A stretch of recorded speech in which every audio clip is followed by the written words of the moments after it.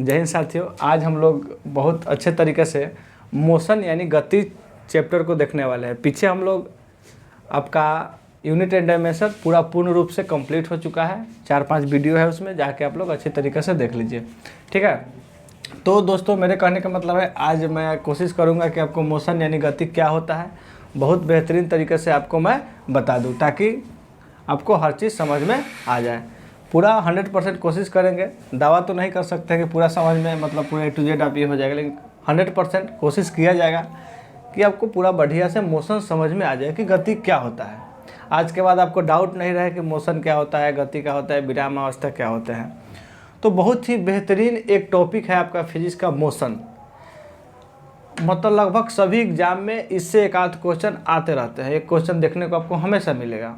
तो चलिए सबसे पहले समझते हैं कि मोशन होता क्या है। उससे पहले मैं एक और बात बता दूं कि आपको पता है कि रेलवे का ही ये बैच चल रहा है, स्पेशल फाउंडेशन बैच, निःशुल्क फाउंडेशन बैच के नाम से चल रहा है। और ये ज़रूरी नहीं है कि केवल आपको रेलवे के ही एग्ज़ाम में काम करेगा। बिहार SI हो गया आपका, जो आगे वैकेंसी आने वाले बिहार पुलिस का होगा। एनीवन कोई भी कॉम्पिटिटिव एग्ज़ाम के लिए भी बहुत लाभदायक है आपके लिए, ठीक है। जहाँ मतलब फिजिक्स का रोल है और जहाँ मोशन है वहाँ ये 100% आपको काम करेगा, ठीक है दोस्तों। तो चलिए शुरू करते हैं। देखिए, गति यानी मोशन, आज तक हम लोग मतलब यही सोचते क्या पढ़ते आ रहे हैं कि जो व्यक्ति या कोई भी इस दुनिया में कोई भी वस्तु हो जो समय के साथ अपने स्थिति को बदलता है, यानी वो उसकी स्थिति में परिवर्तन होता है, उसको हम लोग गति कहते हैं। बात सही है। और इसी के साथ साथ हम लोग देखेंगे विराम, ये तो हो गया गति अवस्था, और दूसरा होता है कि विराम अवस्था किसे कहते हैं। तो मैंने इसको, अब देखिए, देखने का नज़रिया अलग है। यदि आप उस नज़र से देखते हैं तो आपको हर चीज़ गति में ही लगेगी। तो मैं बोलूँगा आपसे कि दुनिया का हर चीज़, इस ब्रह्मांड में जितने भी आपको ऑब्जेक्ट हैं, जितने भी वस्तु हैं, जितने भी आप चीज़ को देख पा रहे हैं, समझ पा रहे हैं, वो A to Z वस्तु गति में है। तो कहिएगा क्या रे गजब हाल है, जब सब कुछ गति में है तो विराम में क्या है, विरामावस्था में क्या है, रेस्ट में फिर क्या है। तो आपके देखने का तरीका से पता चलता है कि कौन सा वस्तु किस अवस्था में है। यदि मैं एक अलग तरीके से यानी मैं देखूं तो इस संसार के, इस ब्रह्मांड में जितने भी वस्तु है सब कोई गति कर रहा है, केवल हाँ तरीका बदल के उसको देखना चाहिए। कोई वस्तु आपको स्थिर नहीं दिखाई देगी। तो आप कहिएगा गजब बात कर रहे हैं सर, मैं तो यहाँ खड़ा हूँ और स्थिर हूँ। चलिए ठीक है, आप अपने अनुसार स्थिर है, लेकिन आप ही को मैं इस पृथ्वी से बाहर निकल कर देखूंगा। तो यदि पृथ्वी ही घूम रही है तो आप कैसे रुके हो सकते हो। तो कहीं ना कहीं देखने के नज़र से आप खुद अपने आप को महसूस करिएगा कि नहीं, सही बात है, दुनिया के हर चीज़ गति कर रही है, छोटा वस्तु हो या बड़ा वस्तु हो। जैसे मैं आपको एक और बात बता दूं, इसका चाहेंगे तो आप क्या बोलते हैं, परिभाषा भी लिख सकते हैं कि कोई भी वस्तु लिख सकते हैं, कोई भी वस्तु लिख लीजिए, साथ में अच्छा रहेगा। कोई भी वस्तु जो किसी समय के साथ, जो समय के साथ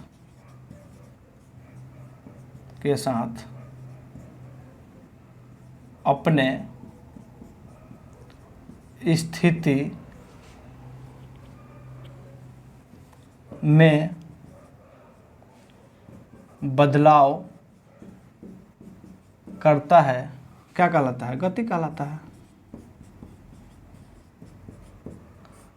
अब ये मत कहिए कि सर इसका क्या बोलते हैं परिभाषा नहीं लिखा है। इस कॉपी में अपना नोट करते चलिए ताकि आपको रिवीजन में दिक्कत नहीं हो, ठीक है। समझाने के लिए तो हम हैं ही, आपको अच्छे तरीके से समझा ही दिया जाएगा कि आपको दिक्कत नहीं हो।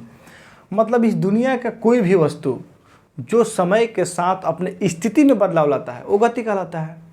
जैसे मैं आपको बोल रहा हूँ कि एक लड़का है जो अपने घर से, कहाँ से जी, अपने घर से स्कूल की तरफ, यहाँ इसका स्कूल है, और वह स्कूल की तरफ चला जाता है या स्कूल के पास जाते हैं या स्कूल में जाता है।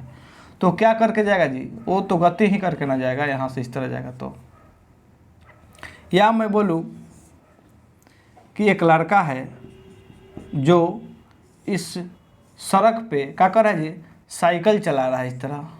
तो क्या कर रहा है, गति कर रहा है, क्योंकि वह एक जगह से दूसरे जगह तक जा रहा है अपने स्थिति में, यानी अपने विस्थापन में बदलाव ला रहा है, तो क्या कहलाएगा जी? गति कहलाएगा। ये मैंने आपको अच्छे छोटा छोटा एग्जाम्पल आपको, जैसे कोई भी बस है, बस समझ रहे हैं ना जी, बस क्या कर रहा है जी? एक जगह से दूसरे जगह तक आपको क्या कर रहा है? पहुंचा दे रहा है। तो वो बस किस अवस्था में जाएगी? तो गति अवस्था में। तो कोई बस चल रहा है, लड़का दौड़ रहा है, ठीक है, आप दौड़ रहे हैं, साइकिल चला रहे हैं, ट्रेन चल रही है, बस चल रही है, ये सब क्या है? गति है।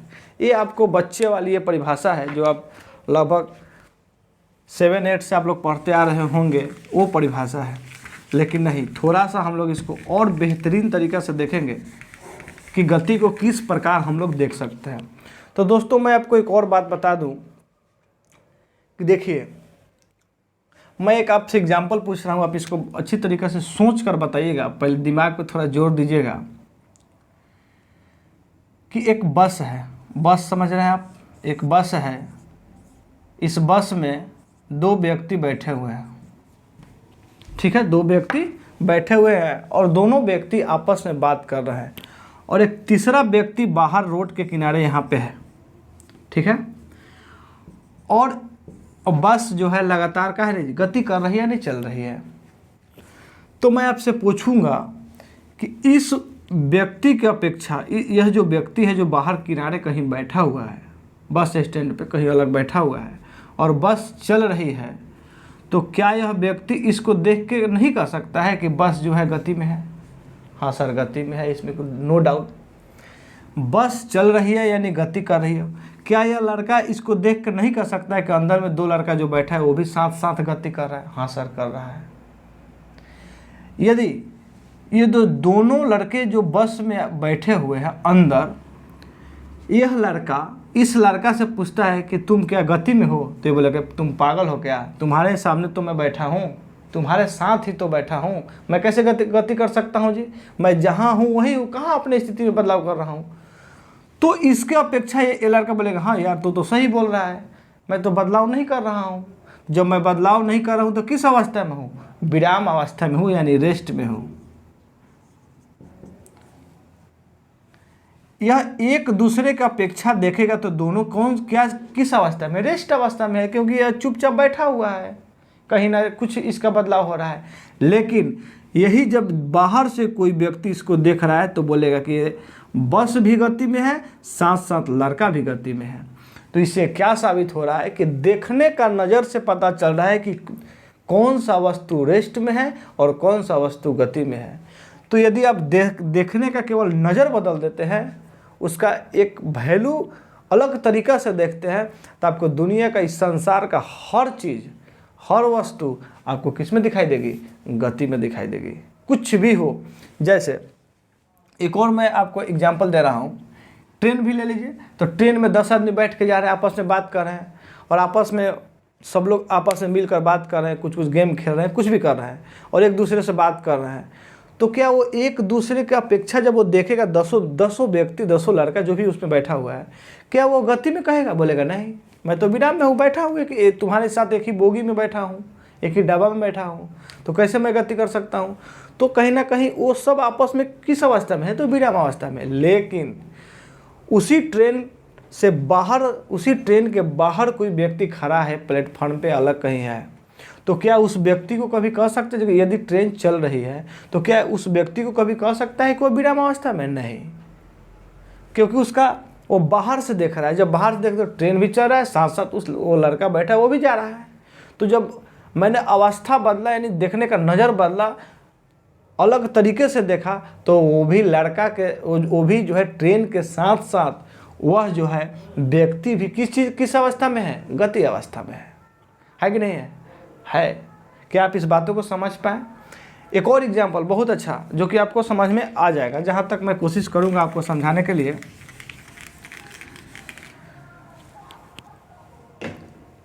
मैं एक बात बता रहा हूँ, जैसे एरोप्लेन, हवाई जहाज़, जब हवाई जहाज़ को आकाश में उड़ाया जाता है, हवाई जहाज़ समझे ना, हवाई जहाज़, हवाई जहाज़,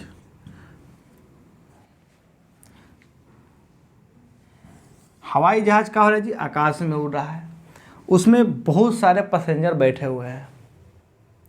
तो क्या वो एक दूसरे को देखेंगे तो कह सकते हैं गति में, बोलेंगे नहीं मैं एक ही सीट पे तो बैठा हूँ लगभग 1 घंटे से पहले, 1 घंटे से लगभग बैठा हूँ। वो कभी नहीं कह सकता है कि हम लोग जो हैं आपस में जो हैं गति अवस्था में, बोलेंगे नहीं विराम में बैठे हुए हैं। बात तो है कि अब विराम अवस्था में है, लेकिन उसी हवाई जहाज़ को, उसी हेलीकॉप्टर को कोई व्यक्ति पृथ्वी पर से नीचे से देख रहा है तो क्या बोलेगा जी कि नहीं, कैसे वो लोग बात कर रहा है, बोल रहा है कि मैं विराम अवस्था में, नहीं यहाँ से देखने में तो गति में लग रहा है कि हवाई जहाज़ उड़ रही है, एक जगह से दूसरी जगह जा रही है। तो इससे क्या साबित होता है, इस सब घटनाओं से हमें यही सीखने को मिलता है कि इस दुनिया में, इस संसार में, इस पूरे ब्रह्मांड में हर वस्तु क्या कर रहा है जी, गति कर रहा है। हर वस्तु क्या कर रहा है, गति कर रहा है। ये आपका मेन मूल परिभाषा हुआ। लेकिन फिर रेस्ट क्या होता है, तो देखिए दोस्त, रेस्ट होता है एक कोई भी, आप किसे देखिए, एक संकेत बिंदु लेकर देखिए, तब आपको पता चलेगा कि वह जो वस्तु है रेस्ट में है या मोशन में है, विराम अवस्था में है या गति अवस्था में है। ठीक है, रेफरेंस पॉइंट जिसको कहा जाता है, और हिंदी में संकेत बिंदु एक लेके चलिए। जैसे मैं बोल दूं यह एक पेड़ है, पेड़ समझते हैं ना, पेड़ मान के चलिए कि बहुत बड़ा एक पेड़ है यहाँ पे, ठीक है, एक पेड़ है यहाँ पे, ठीक है, एक पेड़ है। यह जो पेड़ है और एक लड़का को यहाँ खड़ा करा दीजिए, और इस एक लड़का यहाँ से इस पेड़ को क्या कर रहा है जी, देख रहा है। यह लड़का इस पेड़ को देखकर, अब देखिए ऑब्जेक्ट क्या है जी, एक लड़का हो गया, यहाँ पे रिफ्लेक्स पॉइंट ले लिए, एक हम संकेत बिंदु ले लिए, और तब इसको देखेगा तो कहेगा कि नहीं ये पेड़ गति नहीं कर रही है। अब बोलेगा क्यों नहीं गति कर रही है सर, तो इसलिए गति नहीं कर रही है क्योंकि यह जो है समय के साथ अपने स्थिति में बदलाव नहीं ला रही है। समय के साथ अपने स्थिति यानी विस्थापन यानी दूरी में बदलाव नहीं ला रही, इसलिए विराम अवस्था में। बात तो सही है, लेकिन यही इसी पेड़ को यदि पृथ्वी से बाहर जाकर देखा जाएगा, कहाँ से मेरे दोस्त, पृथ्वी से बाहर जाकर देखा जाएगा, तो पृथ्वी तो खुद घूमते रहती है हमेशा, तब ये पेड़ किस में दिखाई देगा, गति अवस्था में दिखाई देगा। तो मेरे दोस्त मैं आपसे बता सकता हूँ और कह सकता हूँ एकदम कॉन्फिडेंस के साथ कि यदि आप संकेत बिंदु लेकर चलिएगा तब आपको रेस्ट और मोशन का पता एग्जैक्ट पता चलेगा। यदि इस पेड़ को एक लड़का देखता है तो बोलता है कि किस अवस्था में है जी, तो बोलेगा कि विराम अवस्था में है।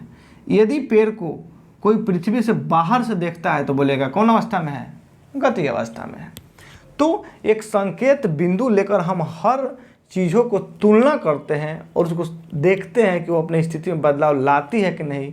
यदि हम कोई वस्तु को संकेत बिंदु के माध्यम से, रिफ्लेक्स पॉइंट के माध्यम से यदि हम उसको देखेंगे तो यदि मोशन में होगा तो बोलेंगे कि गति कर रही है, रेस्ट में होगा तो उसे बोलेंगे विराम अवस्था में है। यदि स्थिति में बदलाव नहीं लाएगा तो विराम अवस्था में, यदि वह अपने स्थिति में बदलाव ला रहा है तो किस अवस्था में है मेरे दोस्त, गति अवस्था में है। क्या इसमें कहीं दिक्कत है? यहाँ तक तो दिक्कत नहीं ही होना चाहिए जहाँ तक मुझे लग रहा है। तो मैं आपसे कुछ एग्जाम्पल ले रहा हूँ एक रिफ्लेक्स पॉइंट्स के माध्यम, संकेत बिंदु के माध्यम से, कि बताइएगा हमें कि घर, मैं देख रहा हूँ एक घर बहुत बड़ा बनाया गया है और मैं यहाँ से एक व्यक्ति हूँ और इसको देख रहा हूँ, घर किस अवस्था में है? तो जो घर है मेरे दोस्त वो किस अवस्था में है, विराम अवस्था में है। किस अवस्था में है? विराम अवस्था में है, यानी रेस्ट में है। इससे क्या साबित हो रहा है कि इस व्यक्ति की अपेक्षा जो घर है या पेड़ है या कोई गाड़ी रुकी हुई है या कोई ट्रेन रुका हुआ है या कोई लड़का खड़ा है या कोई बस रुकी हुई है, वह किस अवस्था में है? तो विराम अवस्था में है, यानी रेस्ट में है।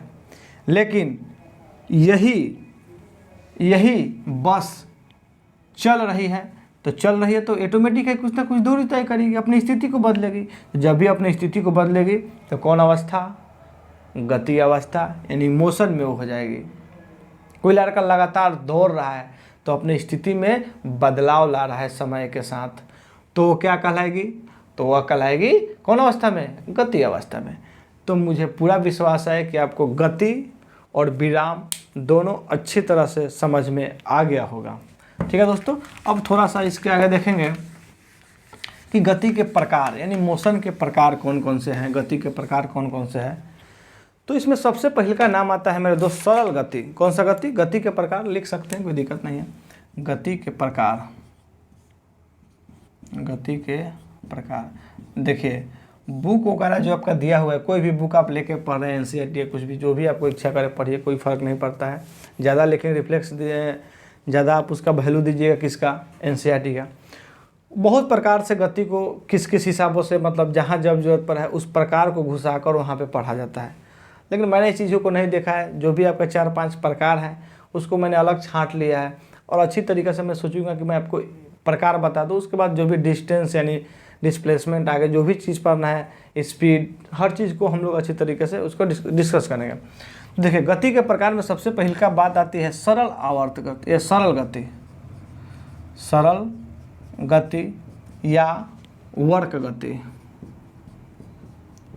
वर्क गति को टेढ़ी मेढ़ी भी गति कहा जा सकता है।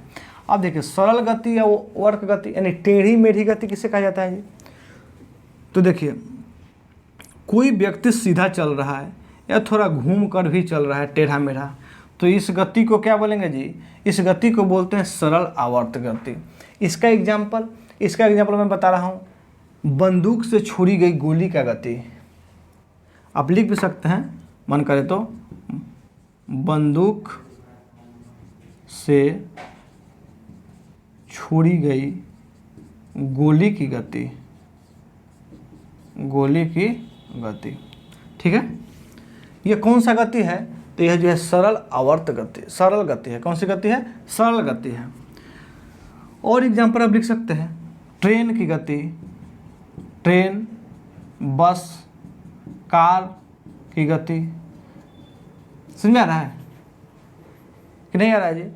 ट्रेन, बस, कार की गति। ठीक है, उसके साथ साथ इंद्रधनुष का जो होता है तीर का गति भी बोल सकते हैं, कोई दिक्कत नहीं है। तीर की गति मतलब जो सीधा चले या टेढ़ा मेढ़ा चले उस गति को सरल गति कहा जाता है। ठीक है, इसमें कोई दिक्कत, नॉर्मल चीज़ है, आपको पता होगा, नहीं पता होगा तो आप समझ चुके होंगे, इसमें कोई दिक्कत नहीं होना चाहिए।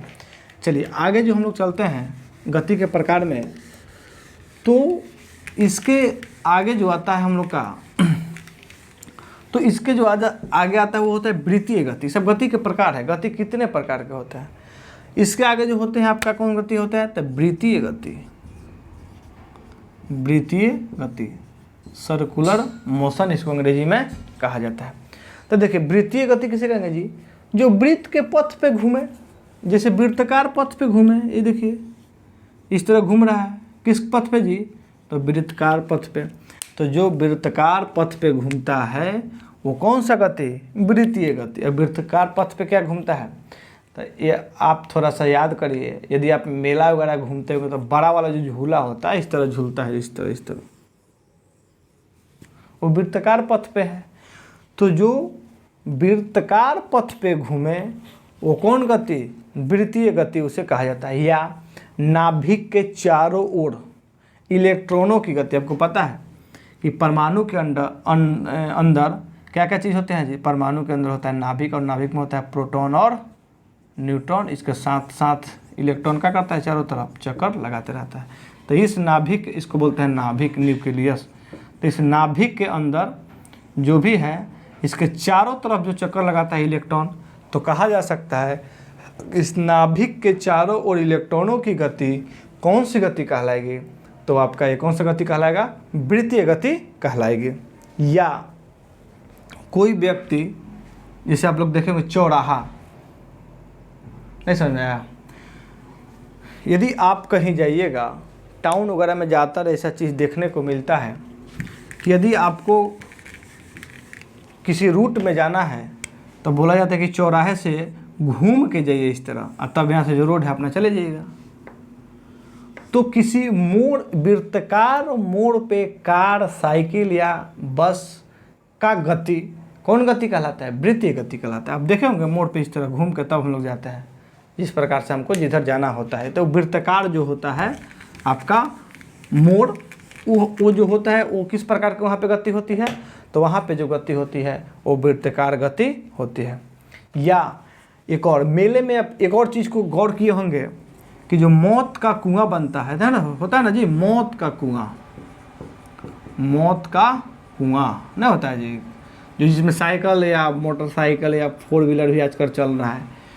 तो मौत के कुएं में मोटरसाइकिल का जो गति होता है वो कौन सा गति होता है? वो वृत्तीय गति होता है। क्या इसमें कोई दिक्कत नहीं है? तो मौत के कुएं में मोटरसाइकिल का गति कौन सा गति? तो वृत्तीय गति होते हैं। या एक और एग्जांपल आप देख सकते हैं कि ग्रहों के चारों तरफ उपग्रहों की गति कौन गति? वृत्तीय गति। या सबसे बढ़िया एग्जांपल आपको मैं बता रहा हूँ, जो गांव देहात का एग्जांपल है। क्या करिए कि इस मार्कर या कोई भी एक छोटा सा लकड़ी वगैरह भी आप ले सकते हैं, उसमें एक धागा लीजिए, धागा बांध कर उसमें पत्थर बांध दीजिए, तब इसको घुमाइए इस तरह, देखेंगे तो इस डोरी से बांध कर जो आप पत्थर को घुमा रहा है तो ये किस गति में घूम रहा है? तो मेरे दोस्त वृत्तीय गति में घूम रहा है। क्या आपको वृत्तीय गति समझ में आ गई? तो इतना सारा एग्जाम्पल है आपका किसका? वृत्तीय गति का। चलिए इसके आगे प्रकार में हम लोग चलते हैं। आपको सरल गति समझ में आ गया होगा, वर्ग गति, साथ साथ वृत्तीय गति भी आपको समझ में आ चुका होगा। अब हम लोग पढ़ेंगे घूर्णन गति। कौन गति? घूर्णन गति। घूर्णन गति। अब देखिए घूर्णन, रोटेशनल मोशन इसको कहा जाता है अंग्रेजी में, रोटेशनल मोशन, ठीक है। अब देखिए अब घूर्णन गति का हो जाता है जी, तो देखिए घूर्णन गति का मतलब होता है कि कोई एक अक्ष ले लीजिए, अक्ष, ठीक है। अब इस देखिए वृत्तीय गति और घूर्णन गति में क्या अंतर है? यह भी वृत्ताकार पथ पे घूमता है, कोई एक अक्ष के चारों तरफ लेकिन ये घूमता है, कोई भी अक्ष के चारों तरफ का गति वृत्तीय घूर्णन गति कहलाता है। सॉरी, कौन गति? घूर्णन गति कहलाता है। जैसे घड़ी की सुई की गति, तो देखिए घड़ी के सुई का एक अंदर अक्ष है और यहाँ पे सुई लगा हुआ है, देखिए ये वाला, ये चारों तरफ घूमता है, इस तरह घूमते रहता है। तो इस अक्ष के अपेक्षा जो वृत्ताकार पथ पे घूमता है उसी को कहा जाता है घूर्णन गति। वृत्तीय गति किसे कहते हैं? तो वृत्तीय गति कहा जाता है जो वृत्त के आकार पर घूमता है, इस तरह कोई भी वस्तु वृत्त के आकार पर घूम जाए वो कौन गति? वृत्तीय गति। लेकिन यह एक अक्ष के सापेक्ष, अक्ष के साथ, यहाँ अक्ष होता है, देखिए सुई जो है ये एक बिंदु है, एक पॉइंट है यहाँ पे, इस अक्ष के सापेक्ष वृत्तीय पथ पे जो घूमता है उसी को कहा जाता है घूर्णन गति। पहिए का गति, वो भी एक पहिया जो होता है वो वृत्तीय गति है, कोई दिक्कत नहीं है, वो वृत्त के आकार के घूम रहा है, लेकिन वो कौन सा गति है? वो घूर्णन भी गति है। क्या समझ पाए? पंखा, पंखा वृत्तीय गति है, गोल गोल घूम रहा है, कोई दिक्कत नहीं है, लेकिन ये एक अक्ष है, देखिए ना इस तरह अक्ष रहता है, ये अक्ष के इस चारों तरफ इस प्रकार से घूमता है, तो ये कौन सा गति कहलाएगा? घूर्णन गति कहलाएगा। उसके साथ साथ पृथ्वी की परिक्रमा, जो ग्रह कर पृथ्वी की परिक्रमा, बहुत सारा क्या करते हैं? भ्रमण करना, पृथ्वी के चारों तरफ घूमना, ये कौन गति है? ये भी घूर्णन गति है। तो आपसे एक और क्वेश्चन पूछा जा सकता है, क्या सभी घूर्णन गति वृत्तीय गति होती है? हाँ होती है, कोई दिक्कत नहीं। जितना वृत्त आकार पे घूमेगा कौन गति? वृत्तीय गति। तो जितना घूर्णन गति है वो तो वृत्त के आकार पर घूम ही रहा है, तो घूर्णन गति वृत्तीय गति होते हैं। लेकिन क्या सभी वृत्तीय गति घूर्णन गति है? तो नहीं, सभी वृत्तीय गति घूर्णन गति नहीं हो सकते हैं, लेकिन सभी घूर्णन गति वृत्तीय गति हो सकते हैं। क्या बात को समझ पाए? नहीं समझ पाए? मेरे कहने का क्या मतलब है कि कोई लड़का एक वृत्त के पथ पे दौड़ रहा है, वृत्ताकार पथ पे दौड़ रहा है, ये वृत्तीय गति है लेकिन ये घूर्णन गति नहीं है, क्योंकि यह एक अक्ष के सापेक्ष नहीं घूम रहा है। लेकिन एक घड़ी का सुई एक अक्ष के सापेक्ष वृत्त के आकार पर चारों तरफ क्या हो रहा है? घूम रहा है, तो ये घूर्णन गति है और साथ साथ वृत्तीय गति भी है। तो इसलिए कहा जा सकता है कि सभी घूर्णन गति वृत्तीय गति होते हैं, लेकिन सभी वृत्तीय गति घूर्णन गति नहीं होते हैं। क्या आप बात को समझ पाए? दोनों का अंतर क्या होता है? चलिए थोड़ा सा इससे आगे बढ़ते हैं हम लोग, और इसके आगे प्रकार में देखते हैं आगे क्या प्रकार है। तो आगे जो हम लोग का है वो है दोलन गति। कौन सा गति मेरे दोस्त? दोलन गति। अब देखिए दोलन गति क्या होता है जी, तो दोलन का मतलब डोलने वाला, आपको पता होगा, ये चीज़ सुने होंगे बहुत बार, कोई दिक्कत इसमें खास नहीं आया होगा। दोलन गति जो क्या होगा जी, डोलने वाला होगा, यानी घूमने वाला होगा, डोलने वाला होगा। जैसे मैं बोलूँगा घड़ी का पेंडुलम, देखिए नहीं देखे हैं जी, घड़ी का पेंडुलम इस तरह क्या कहता है जी, डोलते रहता है इस तरह समय के अनुसार, क्या कहता है जी, एक फिक्स इस तरह डोलते रहता है। तो घड़ी की सुई की गति, सुई की गति, क्या समझ पाए, घड़ी की सुई की गति कौन गति, दोलन गति हो गया आपका। उसके बाद सिलाई मशीन की सुई की गति, सिलाई मशीन की सुई की गति। या और एग्जांपल ले लीजिए नाव झूला, देखिए मेला में गए होंगे तो नाव झूला, देखिए नाव झूला जरूर आपको पता होगा ना, इस तरह घूमता है जी, इस तरह एक यहाँ बहुत बड़ा रहता है, इस तरह लगाया हुआ है, इस तरह क्या करता है जी, घूमते रहता है। नाव झूला जो आपका होता है इस तरह, ये कौन झूला है, नाव झूला, नाव झूला। ये कौन सा गति है, तो यह जो आपका गति है कौन गति है, दोलन गति है, जो यानी एक फिक्स समय में क्या करता है जी, अपने अक्ष को क्या कहता है जी, दोहरा, मतलब अपने जो भी जहाँ तक उसको जाना है दोलन गति, वो अपने एक इसको क्या कहते हैं, डोलते रहता है, यानी घूमते रहता है, एक अक्ष को पूरा करते रहता है हमेशा एक फिक्स अंतराल में, उसी को कहते हैं दोलन गति। तो घड़ी की सुई की गति आपका हो गया, घड़ी की सुई नहीं, घड़ी की पेंडुलम, सॉरी, घड़ी की पेंडुलम, पेंडुलम की गति, सुई नहीं, घड़ी की पेंडुलम जो इस तरह घूमते रहता है। नाव झूला की गति आप बोल सकते हैं, या फिर सिलाई मशीन की सुई की गति, वो भी कौन सा गति है, दोलन गति है। क्या इसमें आपको दिक्कत है, इसमें तो दिक्कत नहीं होना चाहिए आपको। चलिए इससे आगे एक और बच जा रहा है आपका आवर्त गति, इसके साथ साथ हम समझाने की कोशिश कर रहे हैं, यहाँ दिख जा रहा होगा आपको कौन गति है, आवर्त गति, ताकि आपको समझ में आ जाएगा।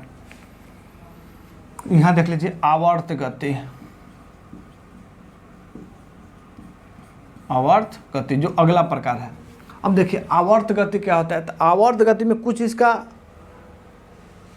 इसका नियम है। इस पर जैसे निश्चित पथ पर ये घूमेगा, किस पथ पर जी, तो निश्चित पथ पर ये घूमता है।